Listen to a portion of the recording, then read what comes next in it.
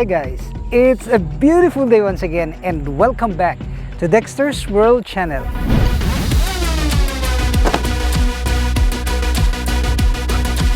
I'm going to flex the improvements that we have introduced here in this farm. Well, in the past, you can see that this motorbike could almost not be visible or be seen. While I use this, traversing this pathway, this motorbike is covered actually with, bushes. But now the area is very clean. And today's video, allow me to mention to you the importance of the bamboo.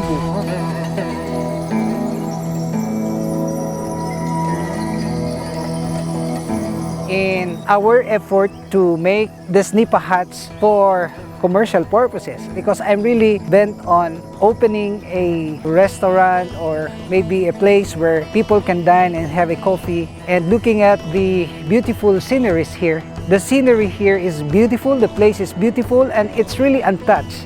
It's full of nature, and this is what I dream about. This world is not my home, I'm just a passing through. If heaven's not my home, then hell will have to do. Well, I'm standing in elevation of approximately 10 to 12 feet above the ground. Can't feel at home in this world anymore. And this is already a good elevation for the flood. I'm always thinking about the flood. And you will see that this bamboo bridge is now being extended up to there. So we have more than 10 meters already, and our aim is actually to reach the other end so that we can construct the boathouse. And this boathouse is, well, this will be called the Ark of Noah, where we can put all the pets in times of calamities and disaster. I don't know if this is gonna work, but our intention here is either to provide commercial establishment or at the same time the refuge boat of our pets in times of flood. And I'm so happy about what we have developed here, because this bamboo are just readily available. If you can look over there, these are the sources of bamboo that we utilize for this bridge. And you look at this, see, very sturdy. It will not even shake. See that? And then we use some techniques, and this is what I'm going to reveal to you today. How to utilize our bamboo without spending too much.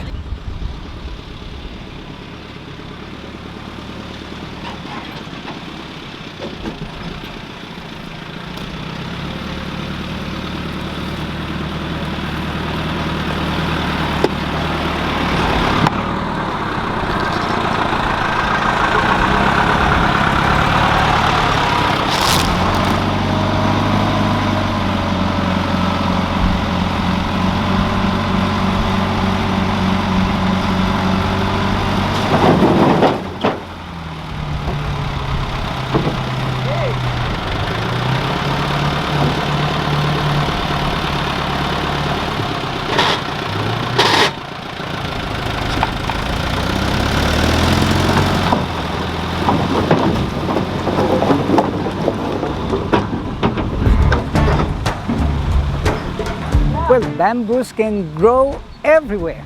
Maybe in your country you can also see a lot of bamboos. And there is one good technique about the bamboos. If you're going to use or utilize them for the post purposes, you have to use the first 12 feet at the bottom. And you will understand that later, because we're gonna go there in our bamboo source. And this is actually one of the best materials that we can use, especially on the water. And many questions had been raised by our viewers that, will this bamboo last long? Will this bamboo stand against being, corroded or decayed in the water? Well, my answer is yes. And in my experience before, I used this kind of bamboo that lasted for more than 10 years. So if this bridge will last for more than 10 years, then that's gonna be okay. That's gonna be all right.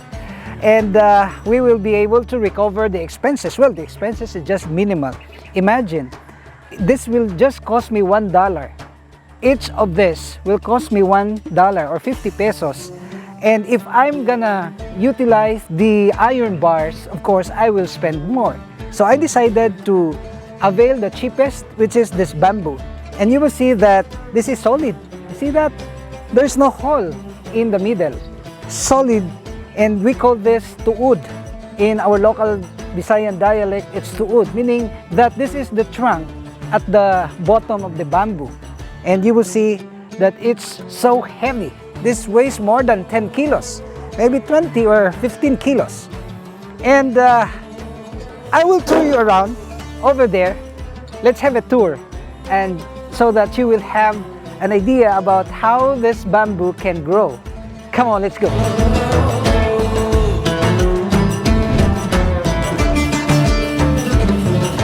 Well, by the way guys, I would like to make an update about our Azolla. 3 or 4 days ago, or 5 days ago to be exact, we made a video about how to plant this Azolla.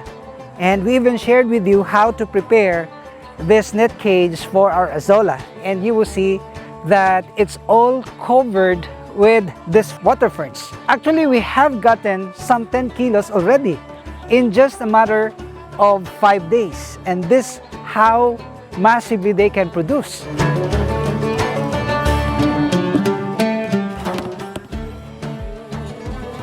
Well, this is a good spot of our Azolla plantation because we will not anymore be having a hard time harvesting, because this is just very, reachable. You can just reach with the use of this scooper. You can just easily get the Azolla. So we are feeding this to our ducks, to our chickens, and I can tell you, it really lessens our expenses down up to 50%.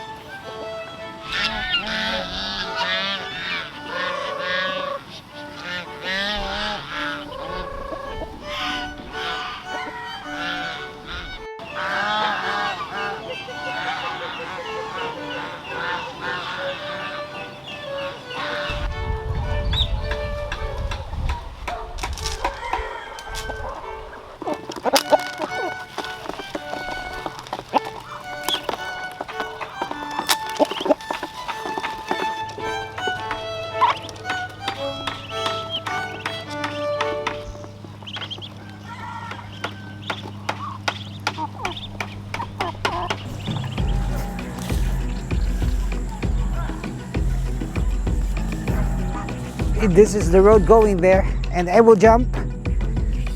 Whoop! Ah! Yes! Woo!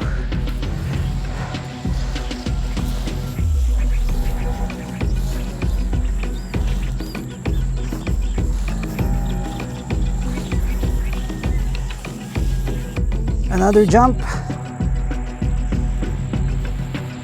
Ah! Ah!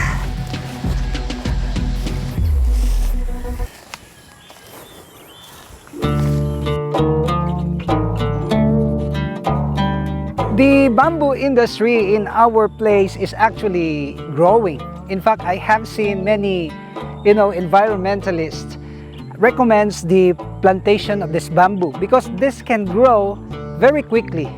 And these are now being utilized as alternative materials for house construction, for the drainage construction. We have to, furniture making, nipa hut. These are the things that can be made out of the bamboo. And you can see that it's tall. But if we're gonna get the most, durable or the most sturdy bamboo, we have to clean, because the first 10 meters or 12 meters is the one that is really best for the post, especially if you're gonna use that on the water like what we did. So it's not an easy task. In fact, I have here the cut, and this is caused by the harvest of this bamboo. And maybe in our next video, we can also make a video about this and how to harvest our bamboo for our materials.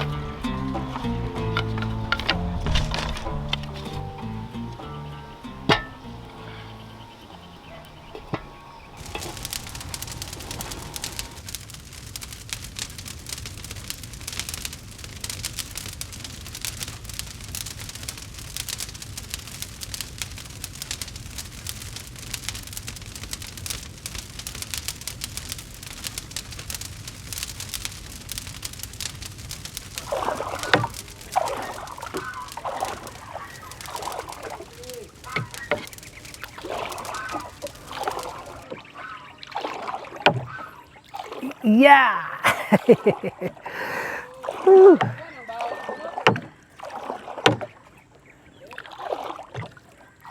You see that? Boating is one of the enjoyable activity and you can see that the water now is really very deep. We made, some effort to make this water deep so that the boat can just freely float. This is the, how deep is it? 4 meters. And my intention is actually to feed this with catfish. And this catfish will be, of course, sold in the market. We have to fish them out of the pond and then we will cook that. And I'm always vocal about sharing with you my desire, my experiences. And these experiences will really become, into a realization if you will keep believing on your dreams. I always mention that if we will stop dreaming, then that's the end of the story of our life. But if we will keep on dreaming and believing and, of course, putting our trust and faith in God, all the things that we desire actually will be realized. It will be materialized according to His will and purpose. So that's all that we can share. I hope that you will continue to like and share our videos. And if it's your first time to stumble upon this channel, I would like to ask you to please subscribe and hit that notification bell because we are uploading very informative and educational videos regularly, only here at Dexter's World.